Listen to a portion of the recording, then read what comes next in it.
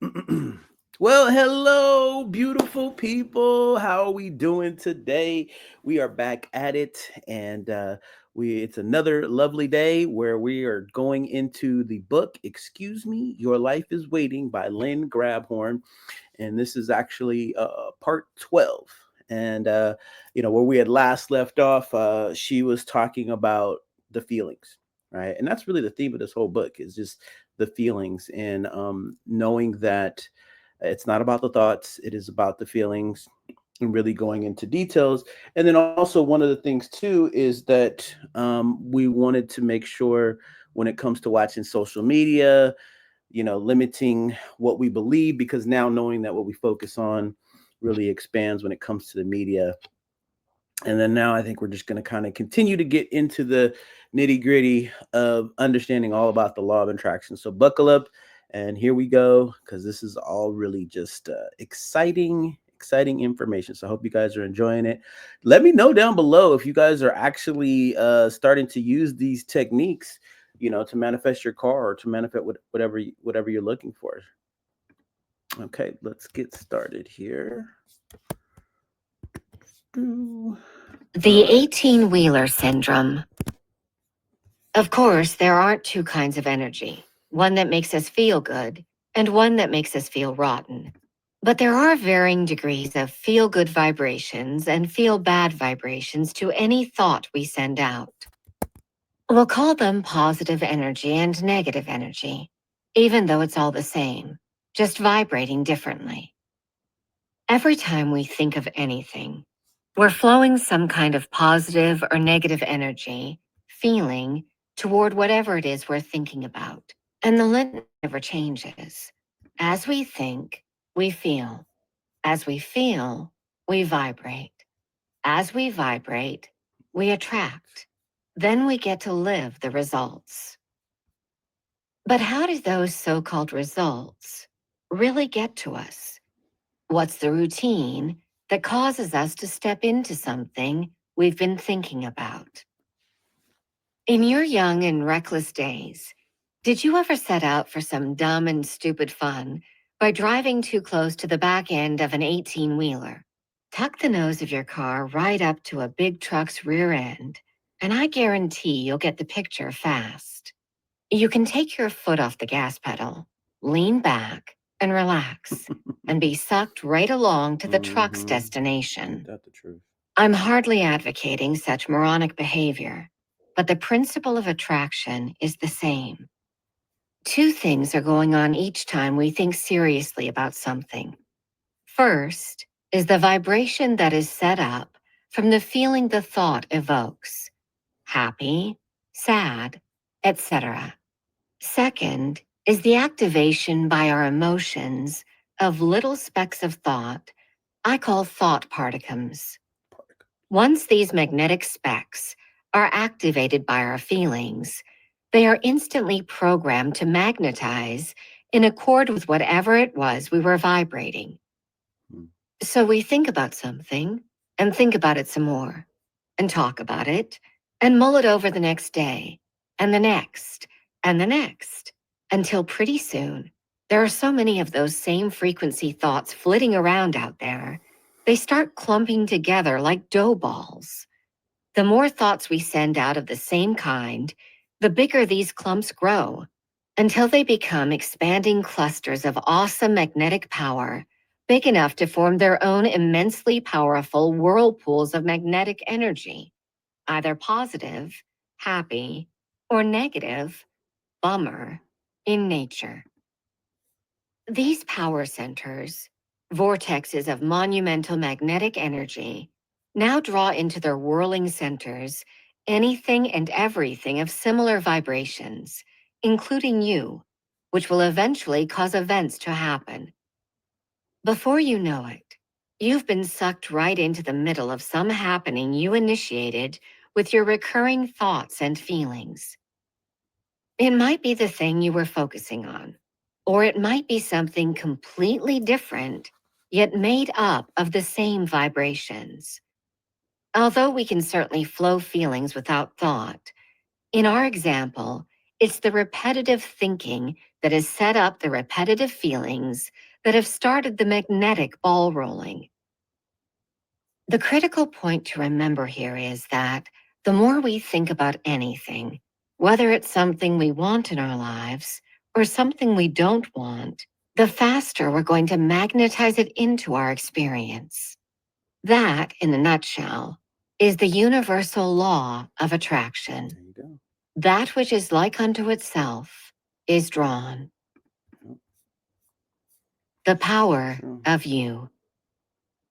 We've been raised in a society that has been flowing energy helter skelter for countless centuries, being unconsciously sucked along in back of a whole lot of 18 wheelers that were not headed anywhere near where we wanted to go.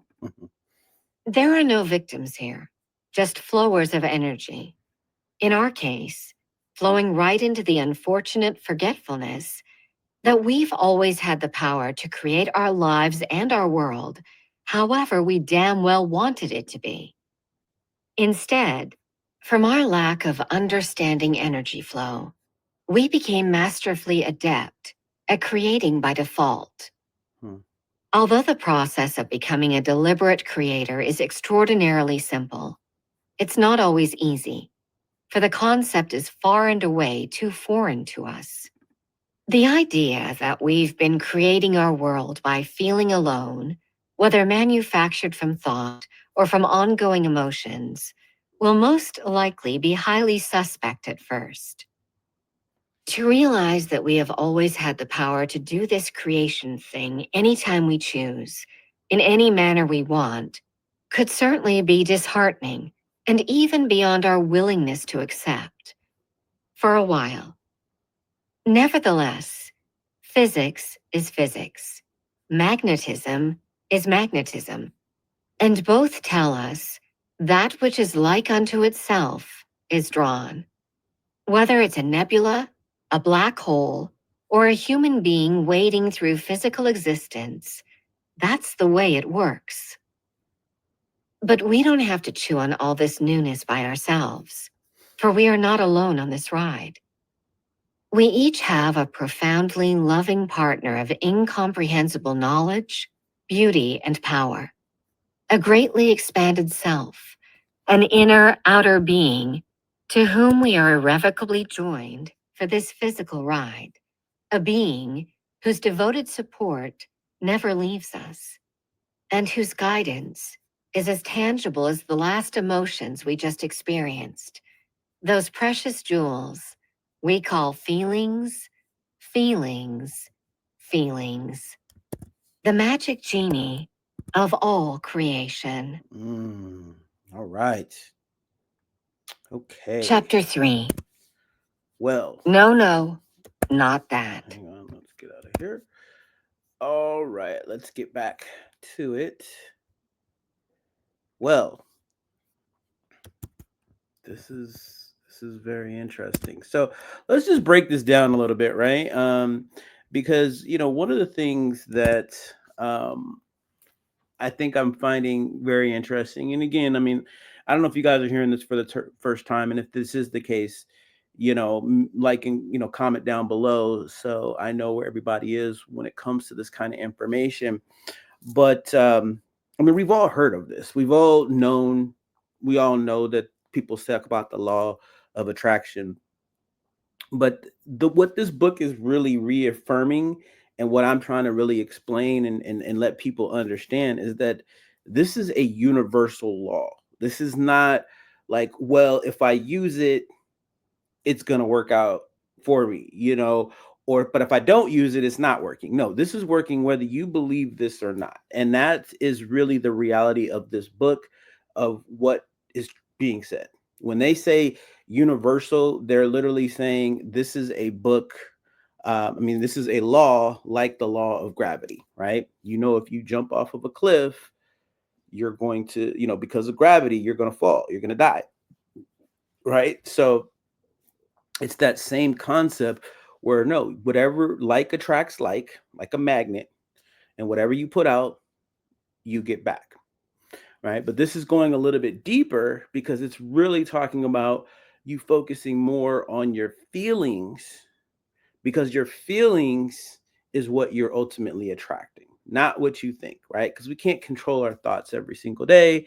We can't, we're not able to, stop the way that we think, right? But the way it makes us feel, right?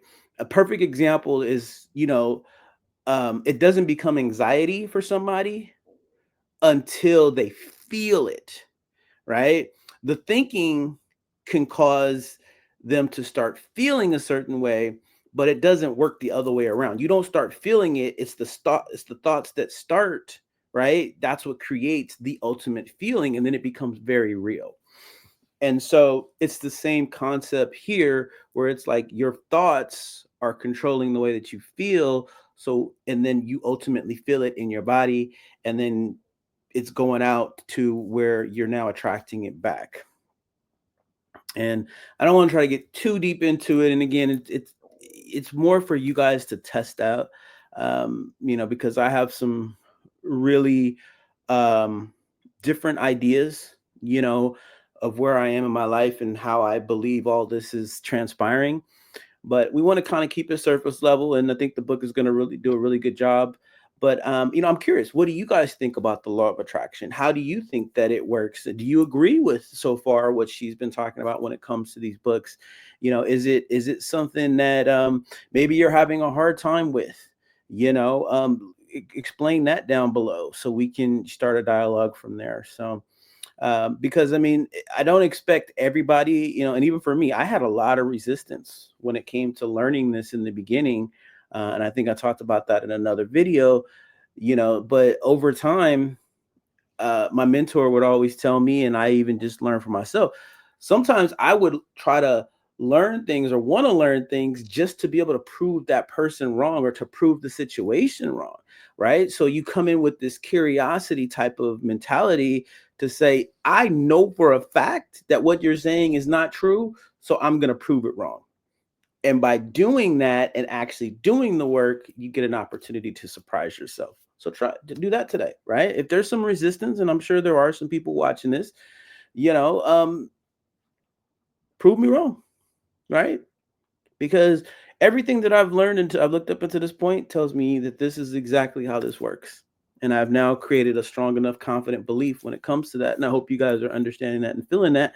And that's why I'm creating this channel, for more people to understand this. Because once you understand that you create your own reality, everything around you starts to really change. And it's such an exciting thing, right? And everything is about perspective, how you look at things, how you perceive it. So I hope all that helps. If you guys haven't already, like and subscribe, hit the notification bell so that you don't miss any of this great content. And we will be back at it again tomorrow. Um, every day. We're going to keep doing it. So now we're into chapter 3 or part 13.